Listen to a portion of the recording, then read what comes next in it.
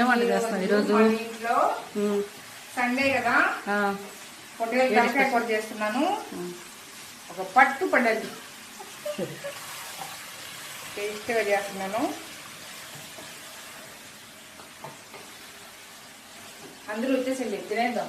Taste చేస్తున్నాను ఈరోజు.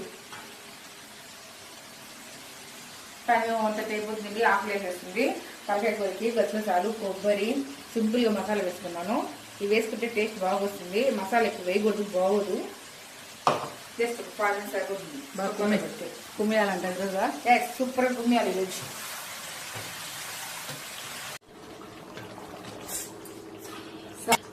Ready, తలకాయ కూర రెడీ. ఇప్పుడు టేస్ట్ చేద్దాం. సూపర్గా చిరుచండి. తలకాయ కూర చేస్తున్నానండి, సూపర్గా ఉంది. టేస్ట్ సూపర్ వచ్చింది.